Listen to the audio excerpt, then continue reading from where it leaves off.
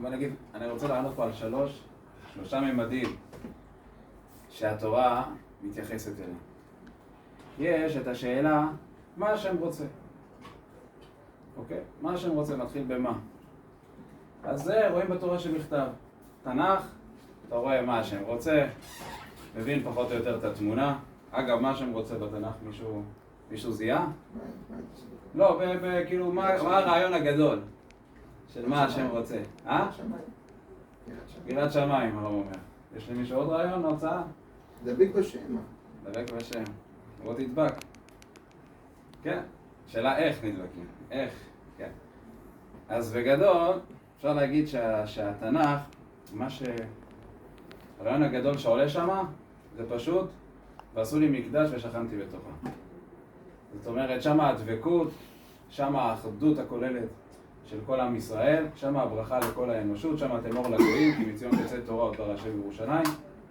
ואיך התנ"ך מסיים? מי בכם מכל עמו יעלה יבנה את בית המקדש, כן? הצהרת כורש, ישיבת ציון. ולכן מי שקורא תנ"ך, הוא רואה את זה לאורך כל התנ"ך, כל יציאת מצרים, לעלות לארץ ישראל, כדי שבסוף יבנו בית מקדש בירושלים. למקום, איך התורה אומרת? למקום אשר בחר בו השם לשום את שמו שם, לשכנות ידרשו ואתה שמה. בתורה שבכתב לא מוזכר איפה זה יהיה, במקום. איזה מקום? תלכו אחורה, גזירה שווה. וירא את המקום מרחוק, איזה ארץ היה? אברהם אבינו בעקדה, הר המוריה, בית המקדש. זה המקום, גזירה שווה. איפה נמצא מקומו של עולם? בבית המקדש. מה יש בבית המקדש? מה מיוחד במקום הזה? למה דווקא שם? אבן השתייה. אז יש שני סיבות. יש סיבה בידי שמיים ויש סיבה בידי אדם. בידי שמיים, שם הקדוש ברוך הוא בעצם מהמקום הזה, אבן השתייה כמו שהוא הזכיר, ממנה הושתת העולם. זאת אומרת, כל העולם מתפשט מהאבן הזאת. זאת אומרת, כל הכדור הארץ זה בסך הכל התפשטות של האבן הזאת. אגב, היום המדע אומר שכל הגלקסיות זה התפשטות. זאת אומרת, הכוכבים כל הזמן מתפשטים. ולכן בעצם נוצר מצב שהכל מתקרר עד שבסוף כאילו הכל ייעלם. ככה הם טוענים בעצם. כי בהתחלה הכל היה מרוכז בנקודה אחת שהייתה עם כל העוצמות וכל האנרגיות של כל העולם, כל ה-100 מיליארד גלקסיות שיש, ולאט לאט זה התפשט. גם בקבלה יש מושג כזה שנקרא בעצם צמצום שהכל היה בנקודה אחת ומשם להתפשט. עכשיו, בעצם מה זה אומר הר הבית? המקום שממנו הושתת העולם. איפה נברא האדם הראשון? מאיפה הוצבע עפרו? מקום המזבח, כפרה, מזבח אדמה תעשה לי, אדמה, אדם. מאיפה הקריב האדם הראשון את הקורבן שלו? אחרי חטא עץ הדת, קורבן פר מקרין, מפריס, מקרן כתיב, חד קרן, גם בהר הבית. איפה בנה נוח, איפה הקריב קין והבל, הקריבו את הקורבנות שלהם? במזבח בהר הבית. איפה הקריב נוח כשיצא מהמבול? בהר הבית. איפה אברהם מקריב את יצחק? בהר הבית. זאת אומרת, כל ההיסטוריה אחר כך ממשיכה, אברהם, יצחק, יעקב. פסחים פחת. אברהם כראו הר. יצחק כראו שדה. ויצא יצחק לסוח בשדה. ויעקב כראו בית. מה זה בית? בית זה הייחוד. מה ההבדל בין הר, שדה ובית? זה 3 מקדשות. והר, ואגב זה גם 3 בארות שהיו במצחק. שניהם הראשונים נחרבו, נקרא אותם עסק ושטנה.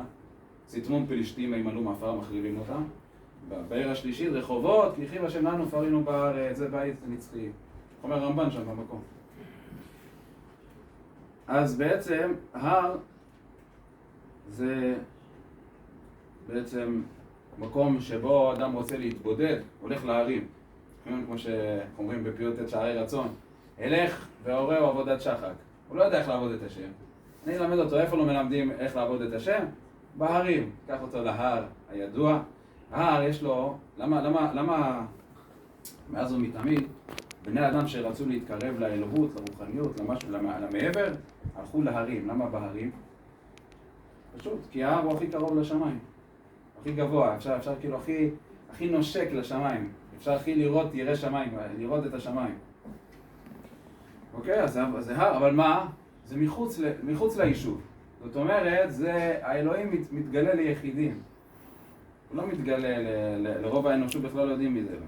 רק יחיד אחד הולך להרים, שם הוא מתגלה גם. כן? הציץ עליו בעל הבירה, כמו עם אברהם אבינו. אחד היה אברהם. אבל השם רוצה לגלות מלכותו על כל העולם. חיים מלך בלועם, הוא לא רוצה רק יחידים. יצחק מקדם איזה שלב קדימה. מהר לשדה. שדה, בני אדם הולכים. יצא אדם לפעלו, ולעלות עד הערב, כל היום הוא מבלה בשדה. לא היום, אבל פעם זה היה... השדה זה כמו שתגיד, הוא הולך לעבודה. זה המקום שבו נמצאים רוב היום. אז יש כבר מצב שאנשים הולכים לשם כמו שדה. יש כבר התקרבות יותר גדולה. זאת אומרת, יצחק קירב את השם, והוריד אותו יותר לאנושות. כמו שדה. לכן יצחק אומר, פלגה עליי, פלגה עליך, כן? יעקב אבינו הוא הבחיר שבאבות, הוא מוריד את השם במצב שיש לו בית. בית זה אומר מקום שדרים בו. זאת אומרת, ועשו לי מקדש ששכנתי בדרום הקדוש ברוך הוא גר איתנו, ממש, יש לו בית איתנו. איפה זה כתוב? התכלית הבריאה במילה הראשונה בתורה. בראשית, אותיות ראש בית. אני רוצה להיות הראש של הבית שלי. בית המקדש, נקרא בית. יש כאלה אמרו היום שאין בית מקדש, אז בית ראשי תיבות, בבלי ירושלמי תוספתא. אדם ילמד, בבלי ירושלמי תוספתא יעשה לו בית, כן? כמו שהמגיד משרים אומר, המגיד למרן הבית יוסף, תקרא לו בית יוסף, כי זה הבית שלך לעולם הבא. אז זה גם, אבל בגדול, אסור לנו לשכוח שהמטרה לעשות בית להשם. בית מאבנים, אומר הרמב"ם, כאילו יש איזו הגדרה שהשם רוצה לרדת עד לנמוך ביותר, עד הדומם, אבנים. אני רוצה לדור כמה שיותר למטה. לפלא פלאים. התאווה הזאת שיש לקדוש ברוך הוא, שלא אני אומר את זה, זה המדרש, אומר, התאווה הקדוש ברוך הוא להיות לו דירה בתחתונים. התאווה שלו זה לדור כמה שיותר למטה. כל הדרך של חב"ד ושל הרבי זה לעשות לקדוש ברוך הוא דירה. נכון, ממש, הכי למטה שיש. וזה פלא פלאים, הדבר הזה. כי במקום גדולתו אתה מוצא עם ותנותו. דרך כלל, אדם גדול, קשה להשגה. כן, אדם גדול, שיהיה כל היום עם ההמון, ואז, מה אדם גדול? הוא נמצא ספון אי שם, בקושי אם רואים אותו בכלל. אבל הקדוש ברוך הוא רוצה, לא, אני רוצה להיות איתכם. הקדוש ברוך הוא אומר, והתהלכתי בתוככם. נכון? ככה הוא אומר, פרשת בחוקותיו, והתהלכתי בתוככם. מה זה והתהלכתי בתוככם? שמעו פירוש של רש"י מדהים, אנשים אולי לא שמים לב, עוברים ככה מהר, לא שמים לב לעוצמה שבחידוש. רש"י שם אומר, מלמד, מה הרצון שלי? שיהיה לעתיד לבוא מטייל איתכם בגן עדן, ולא תהיו מזדעזעים ממני. אני רוצה לטייל איתכם בגן עדן. איזה יופי. הקדוש ברוך הוא מטייל. מזכיר לכם משהו המושג הזה? מטייל איתכם בגן עדן? כן, עם דוד המלך. עם ירבעם בן נבט. כן. הקדוש ברוך הוא אומר לירבעם בן נבט, חזור בך ואני ואתה ובן ישי נטייל בגן עדן. איזה כיף. האדם מטייל עם הקדוש ברוך הוא בגן עדן? אין יותר מזה. אבל מה הוא מוסיף? ולא תהיו מזדעזעים ממני. מה קרם לזעזוע של האדם לטייל איתנו? למה הקדוש ברוך הוא לא מטייל איתנו היום בגן עדן? כי מה יקרה היום אם הוא יטייל איתנו? אנחנו נזדעזע, אנחנו לא נוכל, אנחנו נמות. לא נוכל להחזיק את העוצמות. ומה גורם לזעזוע? חטא עץ הדעת. הרי לפני החטא, הקדוש ברוך הוא היה מטייל עם אדם הראשון בגן עדן התחתון, כן? מטייל איתו כפשוטו. כתוב במדרש שהמלאכי השרת היו מתבלבלים כבר, לא יודעים מי רואים אלוהים למעלה ורואים למטה, כאילו, זה היה מושג כזה שכאילו כל כך האור הגדול שהיה לאדם הראשון, זה בכלל לא יאומן מה האור שהיה לאדם הראשון. לסבר את האוזן, כתוב בגמרא מגילת ט"ו שהיו 4 נשים הכי יפות בעולם. שרה,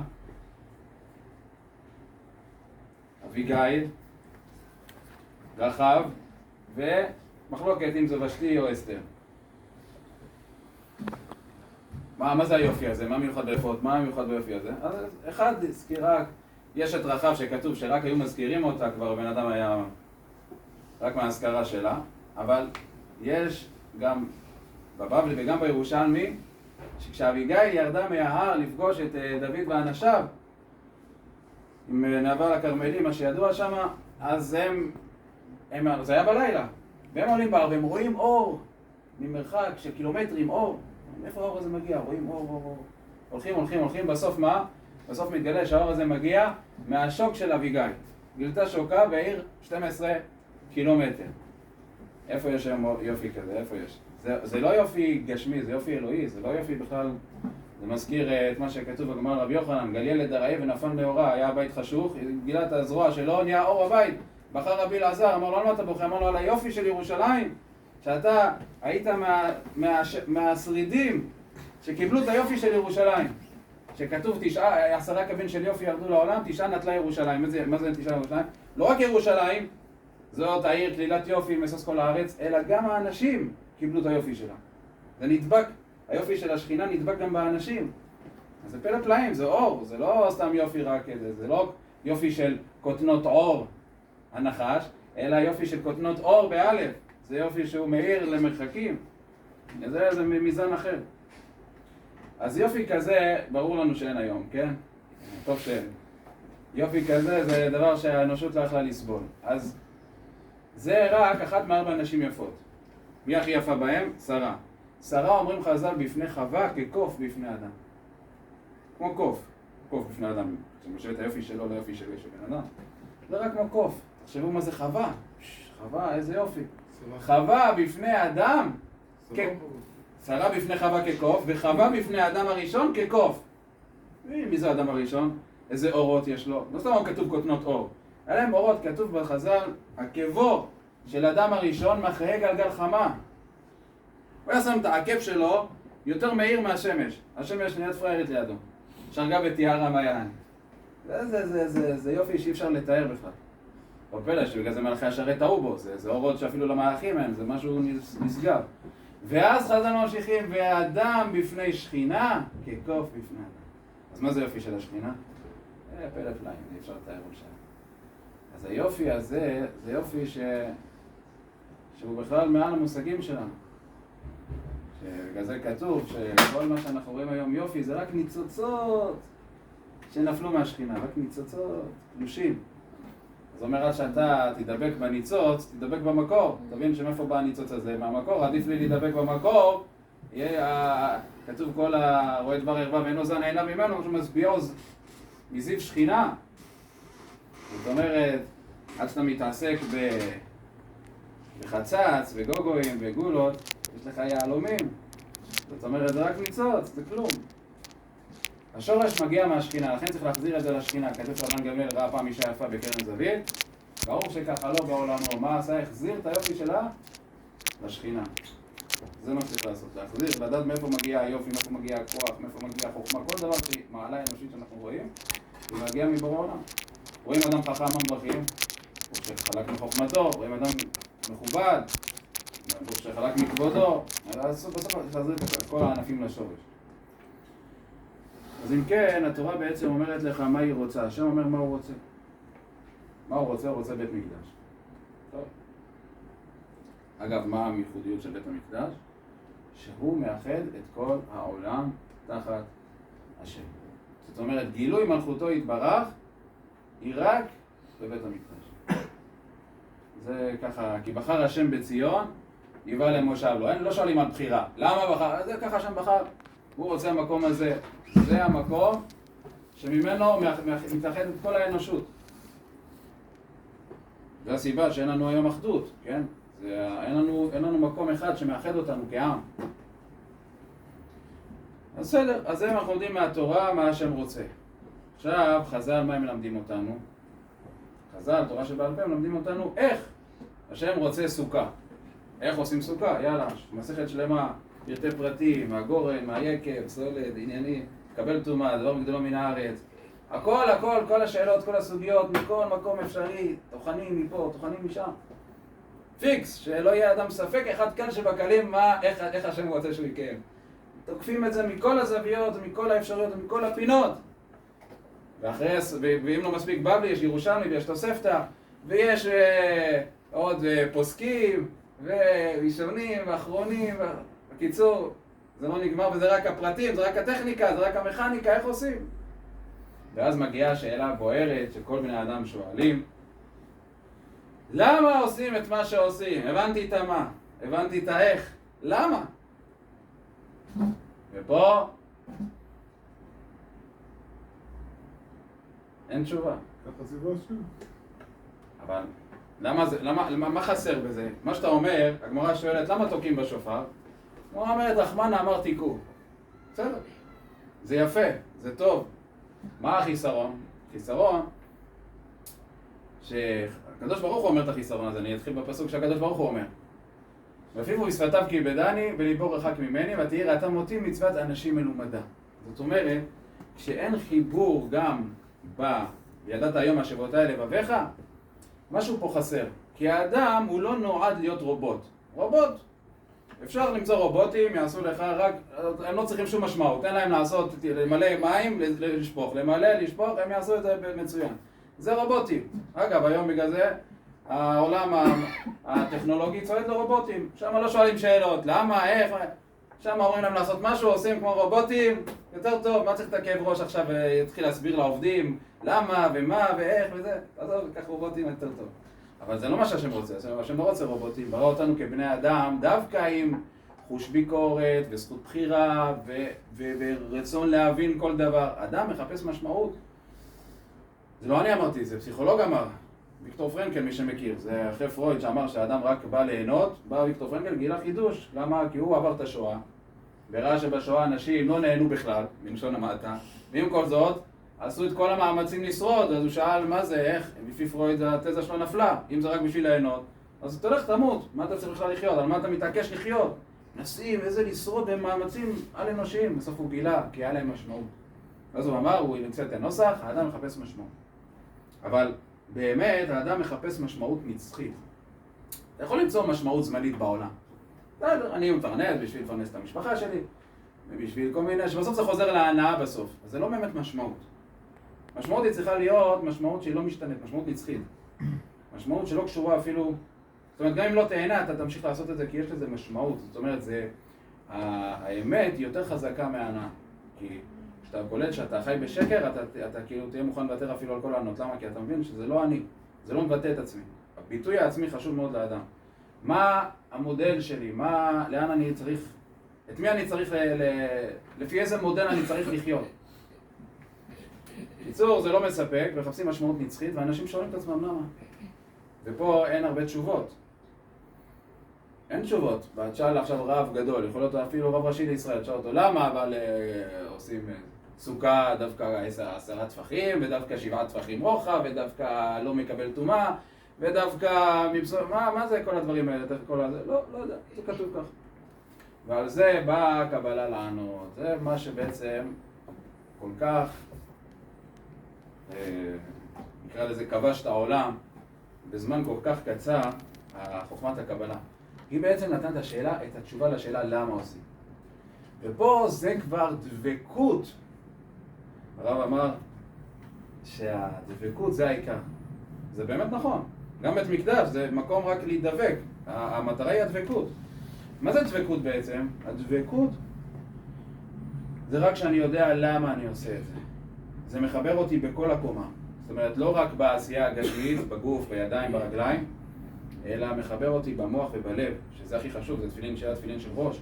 החיבור להבין למה אני עושה את מה שאני עושה. ואז נוצרת דבקות, ואז גם נוצרת אחדות.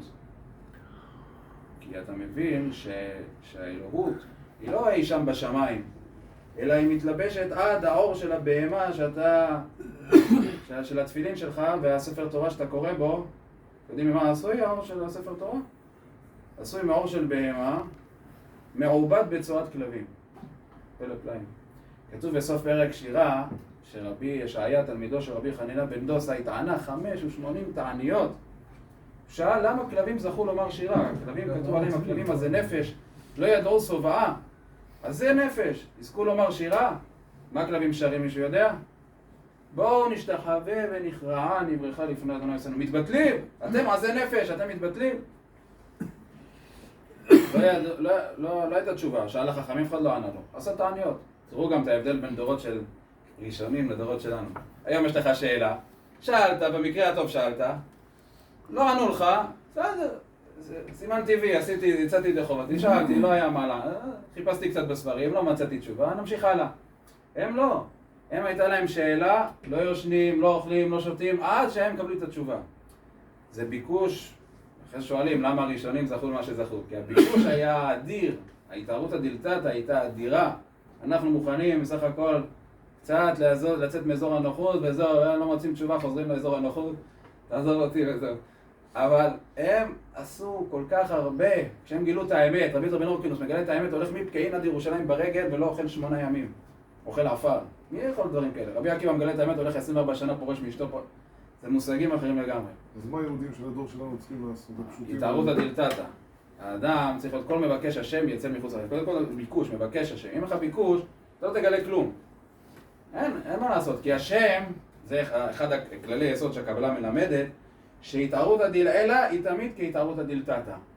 אין דבר כזה שתגיד לה, השם אתה כל יכול, אז יאללה תן. כאילו מה אתה רוצה ממני? תתן, תשפיע, מה אני צריך לבקש ממך בכלל? אני צריך להזכיר לך מה אני צריך, אתה לא יודע מה אני צריך? הוא יודעת אותו מאיתנו מה אנחנו צריכים. אז מה אנחנו צריכים לבקש? למה אנחנו צריכים להתאמץ? כי אין אור בלי כלי, האור לא יורד, השפע לא יורד בלי שאתה מלמטה, השם צילך על יד ימיניך, תזיז את היד, תזיז את היד, לא זזת את היד, הוא לא יזיז. זה מה כתוב צור ילדך תשי, אתה יכול להתיש אותו, כי אם אתה לא תעשה כלום, הוא גם לא יעשה כלום. כואב לו, הוא רוצה לעשות, כי הרצון הטוב להיטיב, אבל אתה לא מניע, ואני בראתי אותך בשביל שתהיה שותף שלי. הרי מה כל העניין? והקדוש ברוך הוא יכול להשאיר אותנו בכיסא הכבוד, ליהנות מזה בשכינתו, ולזהו, למה ברא את כל הבריאה הזאת? הוא נסר, זה נקרא נסירה. הפריד את האנושות מהאלוהות, כדי שהבן אדם יחזור מרצונו, ומבחירתו, ובהשתדלותו. ואז נוצר מצב של זיווג. כי אם אני עכשיו למשל להיוולד עם הבת זוג שלי, מי לדע? היא לא עושה כלום בשביל זה. כמו שאנשים מעריצים יופי. מה שתעריץ יופי? אדם נולד איתו, עשה משהו בשביל זה. מילא תעריץ חוכמה, אדם מתאמץ בשביל להיות חכם, אתה תעריץ, לא יודע. אבל אדם, דבר שהוא נולד, אין מה להעריץ. הוא נולד, מתנת שמיים, כאילו מה הוא עשה? אבל הוא לא עשה כלום. אין איזה הערכה. אבל ברגע שאנחנו, הזיווג שלנו לא יודעים מי הוא. הקדוש ברוך הוא גם בהתחלה לא יודעים מי הוא, ואתה צריך לעשות מאמצים ולחזר אחריו ולבקש אותו, אז שאתה מגלה אותו נוצר חיבור שהוא אהבה דו צדדית, לא אהבה חד צדדית. כי אם היינו מחוברים אליו בלי לעבוד, אז מה מתגלה? שהשם אוהב אותנו זה כן, אבל איפה התגלה שאנחנו אוהבים אותו? לא התגלה. נולדנו למציאות הזאת. וכשאנחנו גם מחזרים אחריו, אז כגודל כמו החיזור שלנו הוא מחזר, ואז נוצר חיבור וזיווג של שני הצדדים, ולא אהבה חד צדדית. אז איפה הייתי? סיבה. הטעם של למה? כן, למה? בעצם שאלת הלמה. אז כל הקבלה באה להסביר בעצם את הלמה, והלמה זה מה שמחבר את האנושות עם האלוהות. כי אנחנו חיים בדור, קודם כל אמרנו שזה חיסרון שאדם לא יודע למה, כי אין לו את הישיבות האלה בביך. הדברים לא מתיישבים על ליבו, בסדר? אז אם תגיד, רחמן אמר תיקו, אז אני אתקע כמו רובוט, כן? תקע לו לשיר יצא, יש גם מאן דאמר כזה, תקע, אפילו לא צריכות מצוות, לא צריכות כוונה. אבל כולנו מבינים שזה חיצוני ורדוד ושטחי, אין פה חיבור פנימי עמוק. כמו שתגיד, צריך להתחתן, אז עוד להתחתן, אבל אין שם חיבור, הוא לא יודע, הוא לא מכיר אותה אפילו, למה, מה, זה צריך להתחתן, מתחתנים. זה חסר, לוקה בחסר. בפרט בדור שלנו, שזה דור דמוקרטי, הדור של איש הישר בעיניו יעשה, דור שאם אדם לא יבין למה, מילא האדם שנולד למסגרת הזאת, אז הוא ממשיך איתה ככה מכוח האינרציה, אבל אדם שנולד מבחוץ, הוא לא יחזור בתשובה, הוא לא ישנה את החיים שלו, הוא לא יצא מאזור הנוחות, הוא לא יעשה מהפך אם הוא לא יבין את הלמה עד הסוף. זה לא יקרה. איך אתה מביא אותם לשם? קבלה. איך אתה מושך אותם? קבלה. אז אנחנו מדברים עכשיו. זה אנשים הכי נמוכים למקום הכי גבוה. אז זה הכוח. עם גודל גדולתו שנמצאים בתורה. הקבלה, הכוח שלה, שכגודל הגבהות שלה, היא יכולה לרדת, דווקא היא יורדת עד לפרטים הכי נמוכים. אתן לך דוגמה. מה ההבדל בין הלכה לקבלה? בתורה יש לנו תרי"ג מצוות. זה הכל. מה אתם חושבים? שאם אדם עושה את תרי"ג מצוות זהו? זה נגמר? הרי האדם ביום יום שלו, הוא לא... כמה אתה כבר נתקל בתרי"ג מצוות? יש לך קריאת שמע בבוקר בערב, תפילין בבוקר בערב, ציצית, ברכת המזון, כן? כמה מצוות ונגמר. מה אתה עושה במשך כל היום? שם אין לך מה שהם רוצים ממך. אתה עושה מה שאתה רוצה כביכול. אבל יש פסוק שאומר, שלמה המלך, בכל דרכיך דאהו. זה כבר משהו אחר. זה לא רק, תגיד, תרי"ג מצוות זה רק שורשים, אבל באמת, על כל שנייה יש לך מה השם רוצה ממך. כל שנייה. בכל דרכיך דאהו. מה זה אומר דאהו? זה לדעת להתחבר בכל מעשה לאלוהות. אז זה להלכה אין, תפתח שולחן ערוך, דבר איתך על מצוות. הוא לא מדבר איתך מעבר לזה מה תעשה. אז תלמוד תורה יגיד לך. מה זה ללמוד תורה? לא יודע. גם זה לא בדיוק ברור מה זה ללמוד תורה. כאילו, ללמוד סוגיות מופשטות, שאתה לא מבין את החיבור שלך, אתה עדיין לוקה בחסר. זה גם סיבה שהרבה נושרים, כי הם לא מרגישים את החיבור שלהם. מה זה אומר לי כל הדברים האלה? מה זה אומר? אם אני אעסוק בסוגיית שור שנגח את הפרה, ואני לא מבין את הרלוונטיות שלה אליי, אני אמצא איזה פרה יפה בחוץ, אני מעדיף אותה. כאילו, אנחנו בני אדם בסוף. אתה חייב לדעת מה זה הפרה, מה זה שור. עכשיו, לזה ההלכה לא עונה. קבלה, לכל דבר יש משמעות. שקשור לאלוהות. זה הכוח של הקבלה. שאין דבר שיוצא מרשותו יתברך. לקיר יש משמעות, לרצפה, לכל מה שאתם רואים. למה כל אב קרא לבית, לבית המקדש משהו שם אחר? עכשיו, אני לא יודע אם זה נכון, נראה לי שזה תיקון העגל. הר בגימטריה עם הכולל זה 206. תוסיף לו עגל 103, יוצא שדה. נכון? 309. תוסיף לו עגל, יוצא 412 בית. תוסיף לו עגל, יוצא תפילה שמשה אמר. 515. איזה יפה. וכל זה הוא חשב תוך כדי שאני מדבר. אני לא יודע אם זה נכון, צריך לבדוק. יפה מאוד. אגב, העגל כביכול זה כביכול שלילי. אבל כתוב, וכף רגליהם ככף רגל עגל. מה הסוד של העגל הזה שמדברים עליו הרבה? מה זה עגל? גם זה רק הקבלה מסבירה, בלי זה אתה לא מבין. הרי קבלה צריך להבין, זה גם לא איזה המצאה שאנשים חוקרים אומרים, זה במאה ה-12, זה רבי משה דילאון המציא, מחלוקת אם זה רשב"י, אם זה רבי משה דילאון. רבותיי, זה כבר כתוב, כל התנ"ך מלא בקבלה. וכן אתה יכול להסביר את נבואות ישעיה וחזקאל ומלא דברים שם בלי קבלה. אי אפשר להבין כלום בתנ"ך בלי קבלה, כל קודים קבליים. כמובן שיש רובדים, אדם לא יש ללמד קבלה, יש פשט רמז דרש סוד, אבל אם אדם נשאר רק עם פשט רמז דרש, שזה ראשי תיבות פרד, החידה אומר עליו נאמר, כיסוס כפרד אין אבין, הוא לא מבין תכלס מה הסוד של כל זה. הרי אמרנו, אוקיי, אתה מבין בהתחלה את המה, אתה לא יכול ישר לקפוץ ללמה, תבין מה, אחר כך תבין איך, אחר כך תשאל למה. זה שלבים, אבל צריך להגיע לשם. מתוך שלא לשמה בא לשמה, אבל צריך להגיע ללשמה בסוף. צריך להגיע איך אני נדבק בשם בורא עולם, שהתורה כולה שמותיו של הקדוש ברוך הוא. בפסוק ואחות לא תמנע, זה כמו פסוק שמע ישראל השם אלוקינו השם אחד, שחיסרת עוד ספר תורה פסוק.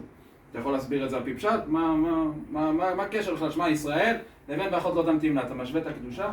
לפי הקבלה, כן? כי כל מילה בספר התורה יש לה משמעות של ספירות שקשורות בי' כו' כ'. למי שעדיין לא הבין איך הספירות קשורות לי' כו' כ', אז נגיד את זה בקיצור. הקוד, הטג של הי' זה הכתר, וי' מתחילה בטג, זה הכתר, זאת אומרת, זה הגילוי הראשון של הנבראים. הגילוי הראשון של הבורא לנבראים. ממש, זה בקושי יש לנו השגה. אנחנו יודעים שיש כזה מושג. מה זה הכתר? זה הרצון שלו. הרצון שלו בכלל, שיהיה לו איתנו קשר. חשבתי שהשם רוצה להישאר נסתר. לא, הוא רוצה להתגלות, הוא רוצה שלנו קשר איתו. זה יופי, חידוש עצום. לא ידעתי את זה. אוקיי, מה זה, מה? חוכמה, י', אבל החוכמה היא גם רק עוד י' אחת. הי' הזאת היא כוללת את כל 10 ספירות. י' זה 10. כולם בחוכמה עשית. כל העולם, כל הבריאה, כל התורה, היא בסוד החוכמה של הי' הזה. שי' ספירות, י' אחת, היא עוד אחת, שהיא כוללת 10. משם זה מתפשט לאורך ולרוחב נעשה ה', שזו הבינה, זה כבר ההתרחבות, קוראים לרחובות הנהר, אדם, מה זה נהר?